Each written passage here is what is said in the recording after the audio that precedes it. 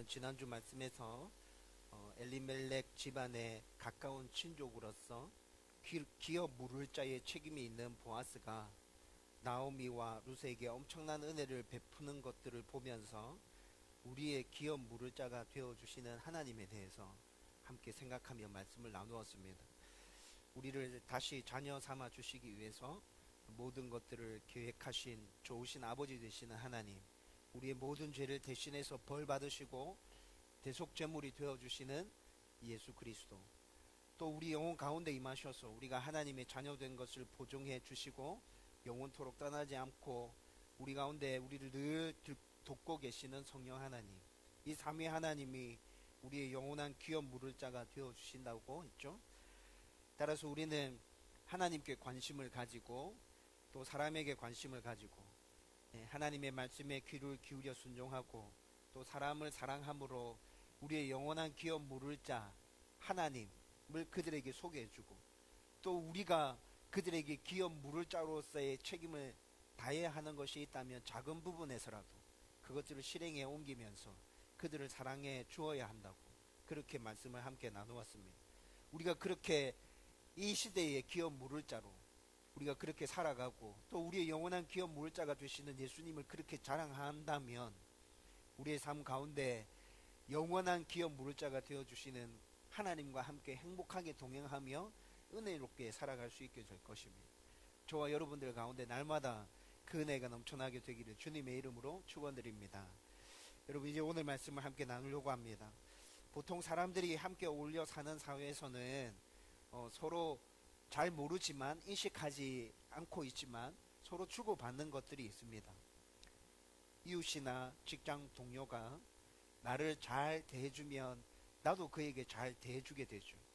반대로 어떤 사람이 나를 싫어하면 나도 자연스럽게 그 사람을 싫어하는 것 아주 당연한 것입니다. 그런데 예수님께서는 우리 가운데 있는 이런 당연한 모습들, 그 모습까지 다 깨부수고 무조건 사랑하고 무조건 품어주고 무조건 섬겨주라고 그렇게 말씀해 주셨고 또 자기가 친히 이 땅 가운데서 그렇게 사는 모범까지 보여주셨습니다. 여러분, 그렇지만 그리스도인으로 살아가고 있는 우리들이 이 땅에서 예수님처럼 살아간다는 것이 정말 어렵고 힘들다는 거 우리 모두 다 공감하고 있을 겁니다. 예수님처럼 하는 것은 고사하고 나에게 잘 대해주는 사람에게 나도 그에게 잘 대해주는 것조차 힘들어하고 어려워할 때 있지 않습니까? 받는 것은 너무 당연하게 생각하고 내가 당연히 해줘야 되는 것은 마치 호의를 베푸는 것처럼 그렇게 떠벌리고 자랑하면서 내가 이렇게 하고 있다. 여러분, 이렇게 드러내는 사람들 얼마나 많습니까? 여러분, 그래서 저는 아주 소극적이고 뭔가 부족한 것 같고 목사님, 예수 믿는 사람이 그 정도만 해도 되나요? 그건 너무 좀 그런데요? 이렇게 반문할지도 모르겠지만 나에게 잘 대해주는 그 사람에게만이라도 잘 대해줄 수 있었으면 좋겠다. 여러분, 이게 제가 가지고 있는 솔직한 생각입니다. 이렇게만 해도 여러분, 우리가 살아가는 이 세상에서 많은 문제들이 해결될 것 같지 않습니까? 나에게 잘 대해주는 그 사람에게만이라도 나도 똑같이 잘 대해주면 여러분, 우리 세상이 완전 달라질 것 같지 않으세요? 저와 여러분들이 최소한 나에게 잘 대해주는 그 사람에게만이라도 이렇게 잘 대해줄 수 있기를 주님의 이름으로 축원드립니다. 여러분, 오늘 본문에서 나오미에게서 이런 모습이 나타나고 있습니다. 여러분, 자신을 지극정성으로 돌보는 며느리 룻을 위해서 나오미도 자기가 할 수 있는 최선을 다해서 내가 우리 며느리에게 뭔가를 해줘야겠다. 여러분, 그 모습이 오늘 말씀 가운데 그대로 잘 드러나고 있거든요. 여러분, 그러면서 이 말씀 가운데 나오미의 그 마음을 통해서 하나님의 마음이 읽혀집니다. 아, 하나님도 우리에게 이렇게 다가오고 계시구나. 여러분, 오늘 이 말씀을 나누면서 나오미가 어떻게 행동하고 있는지 또 그 나오미의 행동과 나오미의 마음 가운데서 하나님은 우리를 어떻게 바라보시고 다가오고 계시는지 그 은혜들을 함께 나눌 수 있게 되기를 바랍니다. 여러분, 오늘 우리가 읽은 본문 말씀은 7주에서 8주간의 보리와 밀 추수가 다 끝나고 난 다음에 이제 타작을 앞둔 상황에서 진행되어지고 있는 사건입니다. 우선 1절 말씀을 한번 같이 읽어보십시다. 다 같이 읽겠습니다. 시작. 룻의 시어머니 나오미가 그에게 이르되 내 딸아 내가 너를 위하여 안식할 곳을 구하여 너를 복되게 하여야 하지 않겠느냐. 아멘. 여러분 추수기 동안 룻은 매일 이삭을 주어서 시어머니와 함께 먹을 양식을 구해왔습니다. 여러분 이뿐만 아니라 지난주 들었던 말씀을 쭉 다시 생각해보면 보아스가 일꾼들에게 모든 부분에 있어서 룻을 잘 보살펴 주라고 그 일꾼들에게 그렇게 명하고 있죠. 그리고 룻이 집으로 돌아갈 때 중간에 먹고 남겼던 그 음식을 풍성하게 싸간 것들을 미루어 짐작해보면 아마도 룻은 매일 남은 먹을 것을 챙겨서 그렇게 시어머니에게 갔을 것입니다. 여러분 이방 모압 여인인 룻이 시어머니와 함께 낯선 베들레헴으로 돌아와서 7주에서 8주 동안 정말 그가 할 수 있는 최선을 다해서 시어머니를 모시고 있는 모습이 보여지지 않나요? 여러분 이것과 관련해서는 더 설명하지 않아도 이미 우리가 1장 2장의 말씀들을 나누어 오면서 룻은 정말 최선을 다해서 시어머니를 공경하고 있다는 것 우리가 충분히 공감하지 않습니까? 여러분 우리가 이 정도로 공감하고 있다면 나오미는 어땠을까요? 자기를 그렇게 지극정성으로 자기를 보살펴주는 그 며느리 룻을 보면서 나오미는 어떤 마음을 가졌을까? 여러분 정말 말로 표현할 수 없을 정도로 고맙고 미안하고 사랑스러웠을 것입니다. 자신이 할 수 있는 모든 것을 다해서 그에게 좋은 것이라면 다 해주고 싶은 마음이 나오미 안에 있었지 않겠어요? 여러분 그런데 방금 읽은 1절 말씀에서 나오미의 그런 마음이 그대로 드러나고 있다고요. 먼저 나오미는 룻을 내 딸아 이렇게 부르고 있습니다. 여러분 이 호칭에 대해서는 2주 전에 우리가 보아스가 룻을 부르는 그 호칭을 살펴보면서 이미 생각했었죠.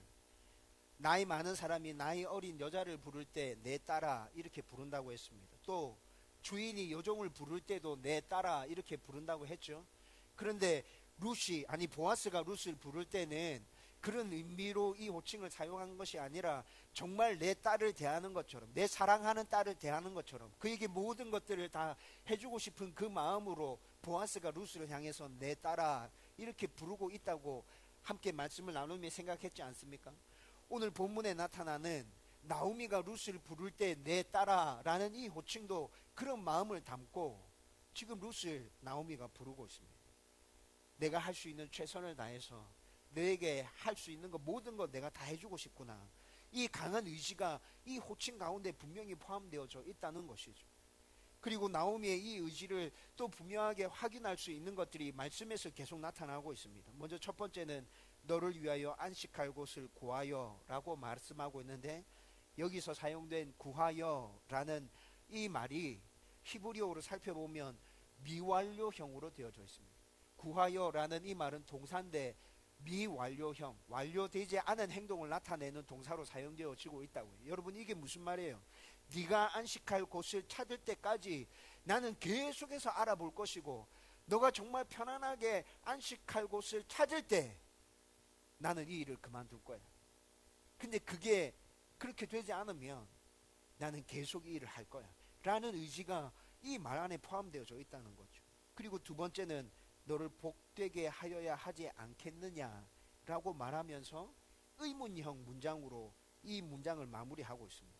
여러분 그런데 지금 의문형으로 나오미가 룻에게 이렇게 물어볼 필요가 있어요? 이렇게 물어보지 않고 자기가 하고 싶은 거 하면 되잖아요. 그런데 이렇게 표현하는 이유가 뭐예요? 너를 반드시 복되게 할 것이다 라는 자기의 강한 의지를 담은 수사학적인 표현이었습니다.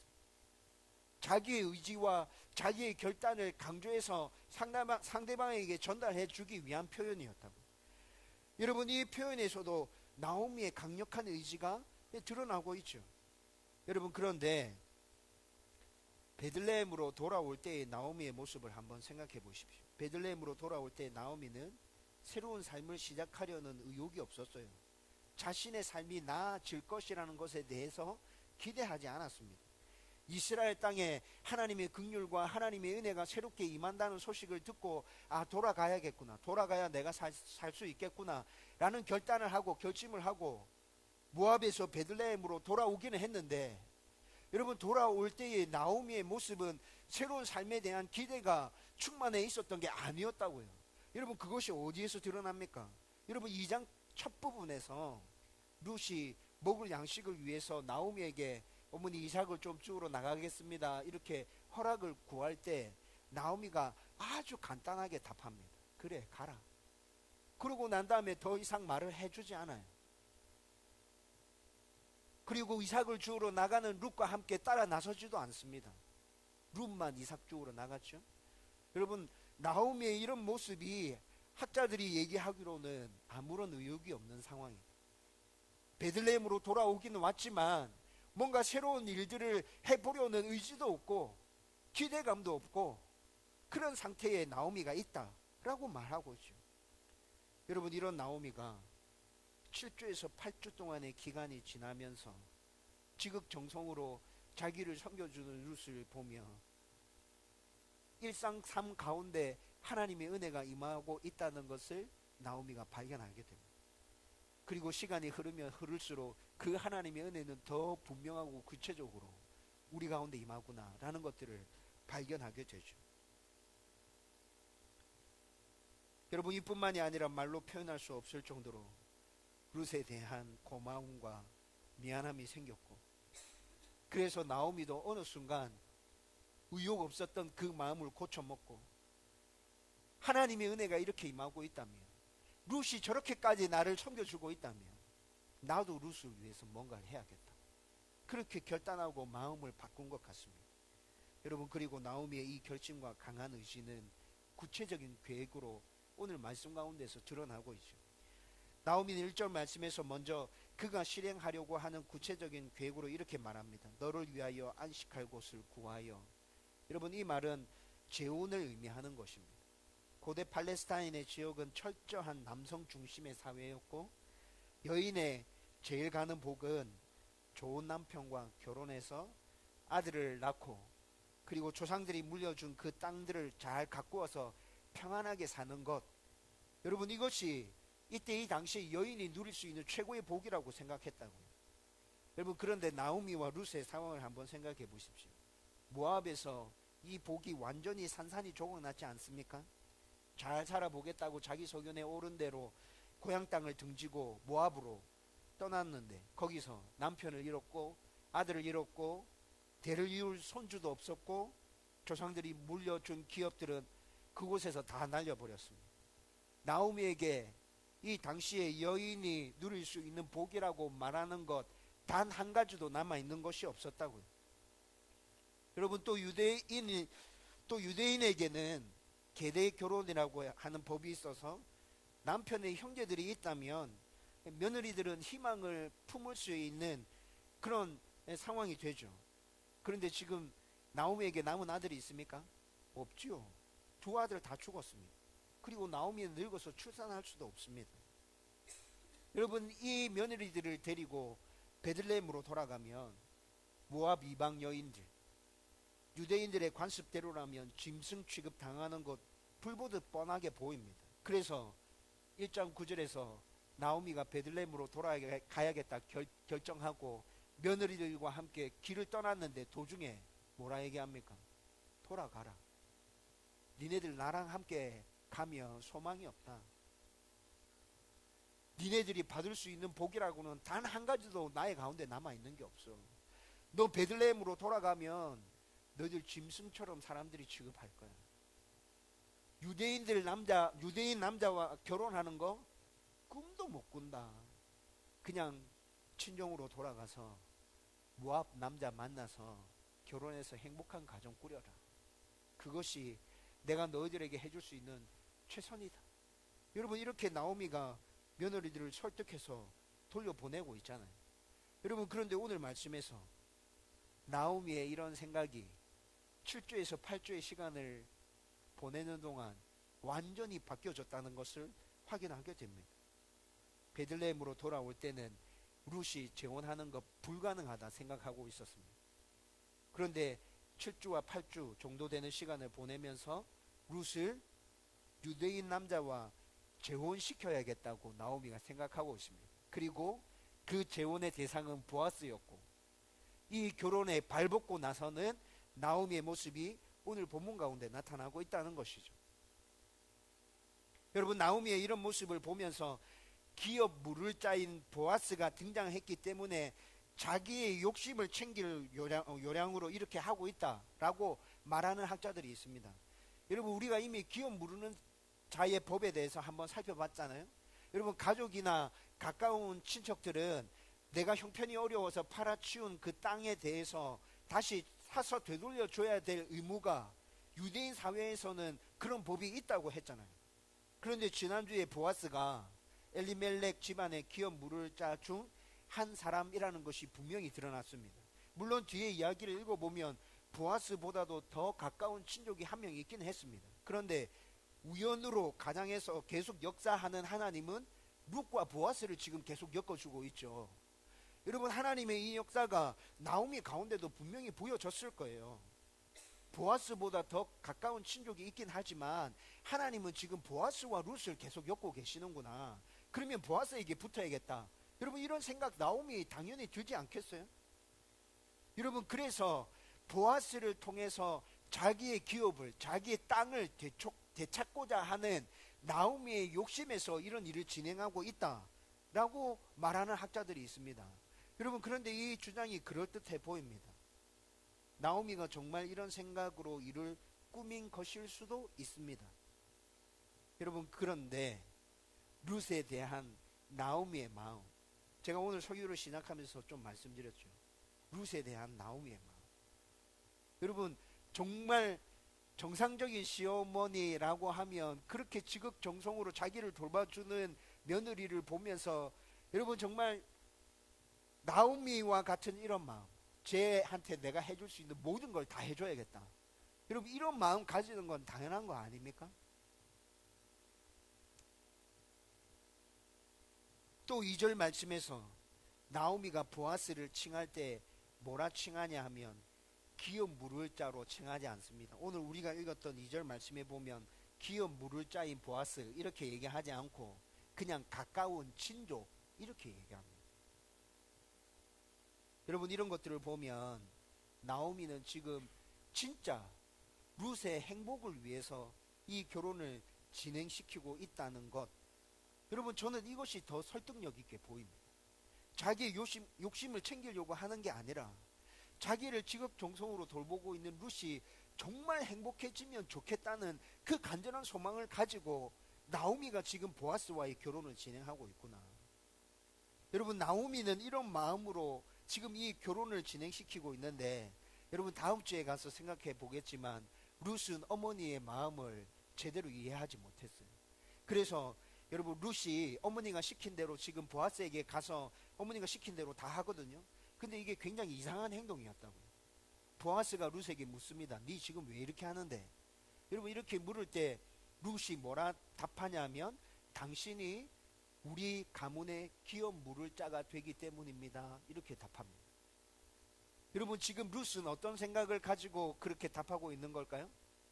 내가 당신과 결혼해서 우리가 잃어버렸던 그 땅을 다시 되찾아서 우리 어머니와 함께 행복하게 살아야 돼요. 룻은 이런 생각을 가지고 기업 물을 자가 당신이기 때문에 내가 이렇게 합니다. 이렇게 답하는 것 같아요.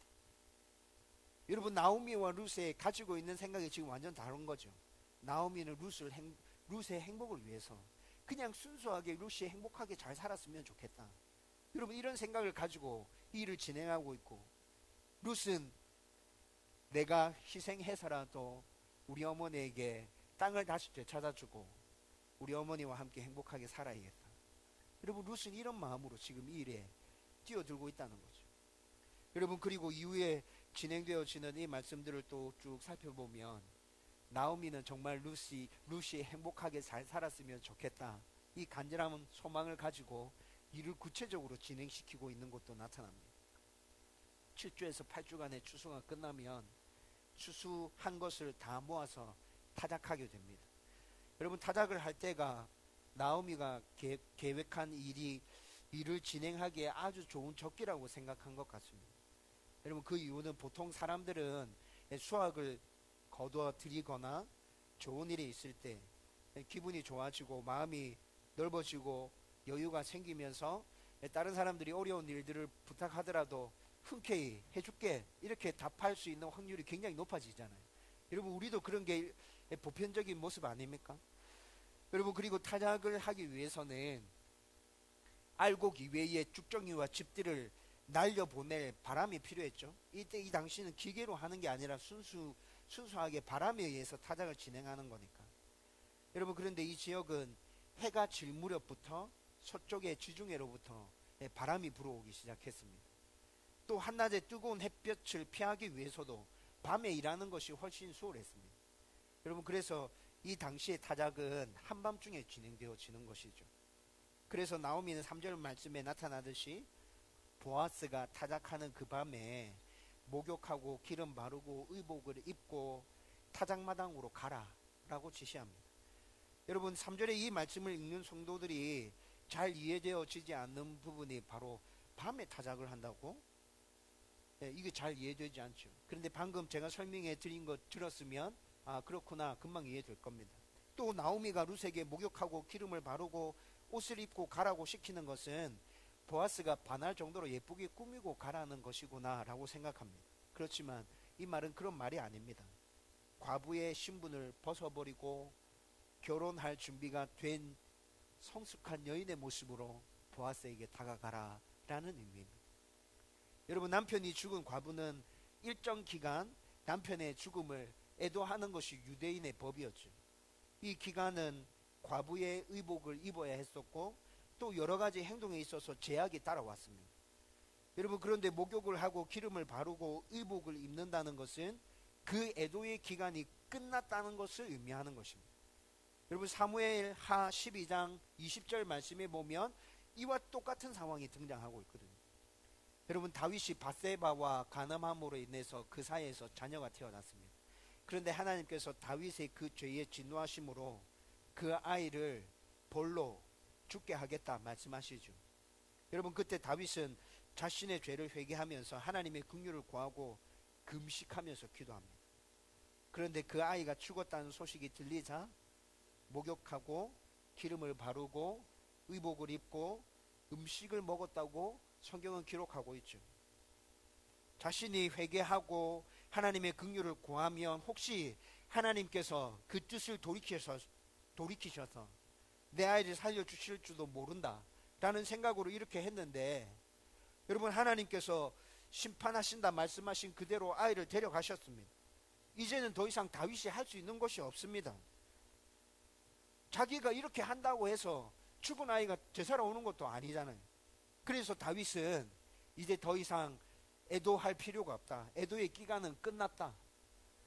그러면서 목욕하고 기름을 바르고 의복을 입고 음식을 먹고 있는 것이죠. 오늘 본문에 나타나는 나오미가 룻에게 목욕하고 기름을 바르고 의복을 입으라 라는 말도 이것과 똑같은 의미인 거예요. 너의 애도의 기간은 끝났다. 너 이제 결혼해도 돼. 과부의 옷을 벗어버리고 결혼할 준비가 되었다 라는 의미의 옷을 입고 그렇게 보아스에게 다가가. 여러분 나오미가 지금 이렇게 시키고 있는 것이죠. 그리고 3절과 4절 말씀에서 나오미의 구체적인 지시는 계속적으로 나타납니다. 타작마당에 도착하면 다른 사람들의 눈에 띄지 말게 해라.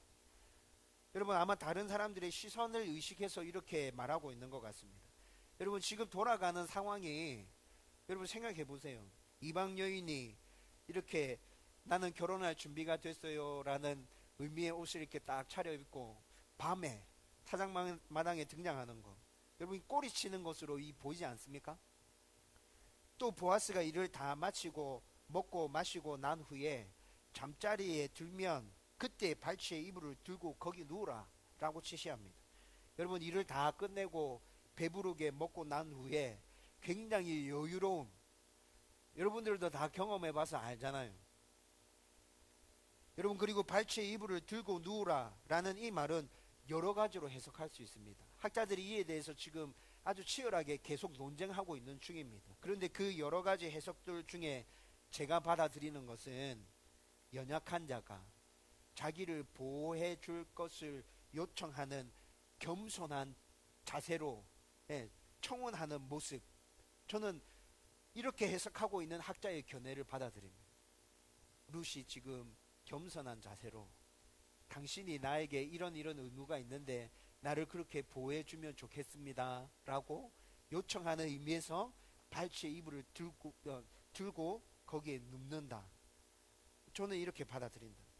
나오미의 이런 구체적인 계획과 지시들을 보면서 여러분, 짧은 시간 나오미가 굉장히 많이 고민한 흔적이 나타나죠.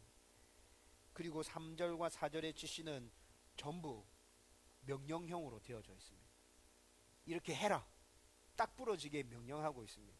그리고 오늘 말씀 시작할 때 3장 1절에 여러분, 룻의 시어머니 나오미가 이렇게 말씀이 시작하고 있죠. 여러분, 룻기 전체에서 이렇게 표현하고 있는 것이 다른 곳에서 한 번 등장하나? 그런데 지금 여기서 분명히 이렇게 딱 밝혀놓고 시작하고 있거든요. 시어머니의 신분을 확실하게 언급하는 것으로 보아서 앞서 설명한 것처럼 룻이 복을 받게 하기 위해 내가 이렇게 해야겠다, 강력한 의지와 결단을 가진 그 시어머니가 자기 신분을 가지고 지금 명령하고 있다. 여러분, 이렇게 보아도 지금 이 본문의 해석이 틀리지 않다. 나오미에게 있어서 이 일은 정말 중요한 일이었습니다.